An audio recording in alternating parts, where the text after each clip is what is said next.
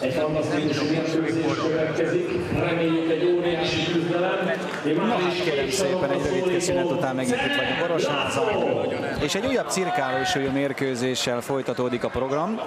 Egy olyan találkozóval, amelynek az egyik főszereplője Nagy József egészen káprázatos győzelmet aratott legutóbb Dél-Afrikában, de erről majd egy kicsit később beszélünk. Most nézzük meg Czene László bevonulását, lesz az ellenfél.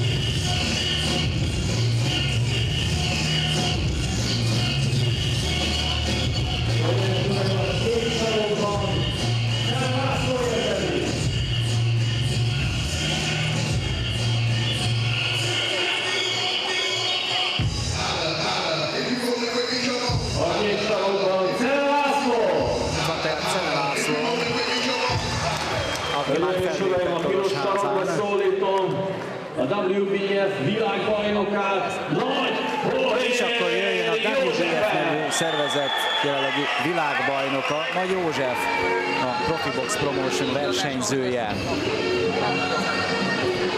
A Hóhér vonul tehát végig, egészen a ringig.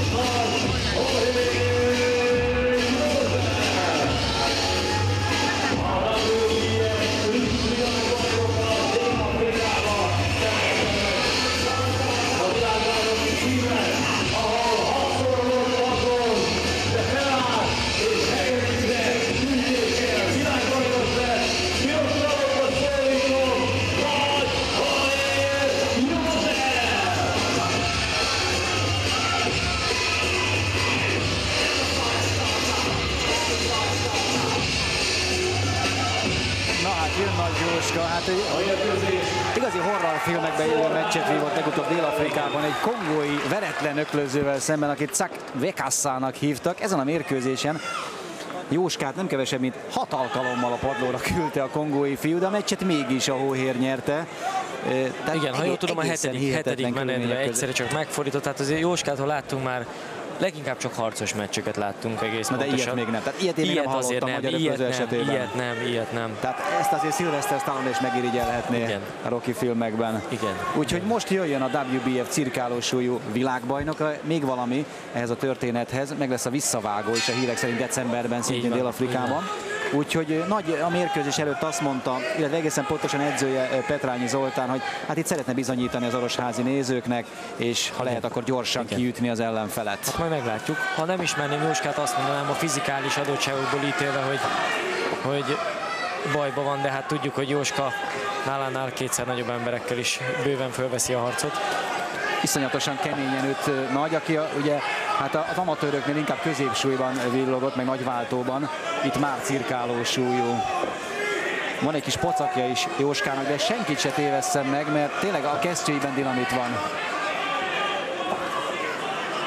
Nagyon eldobta jobb horgot Nagy, de talált a bal horoggal. Az ellenfél kitűnő felépítésű Czene, de ő sem a technikájáról híres, inkább a harcosságáról.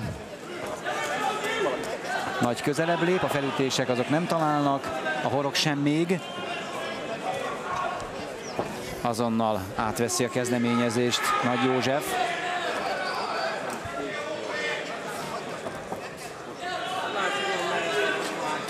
Igen, most szépen talált Jóska. Ezek már olyan ütések, amik fájdalmasak, és hát szinte bénító erejű lövedékek.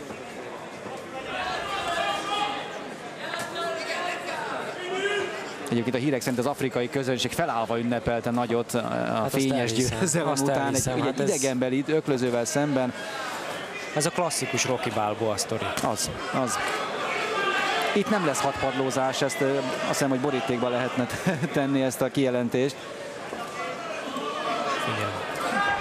Általában az jelzi azt, hogy óriásit harcol az ember, hogyha idegenben.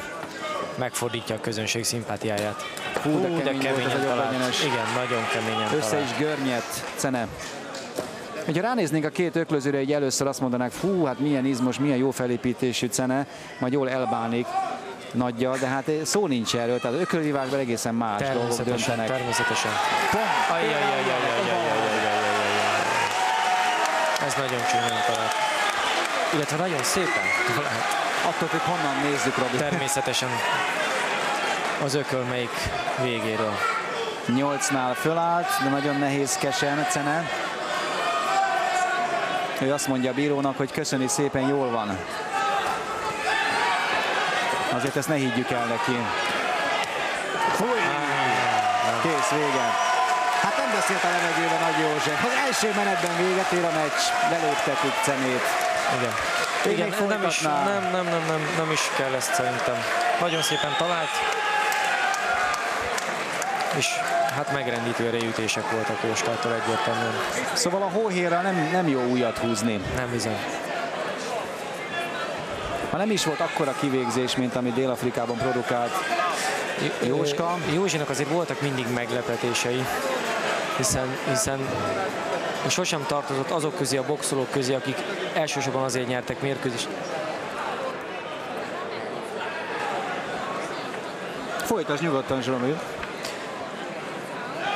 Tehát...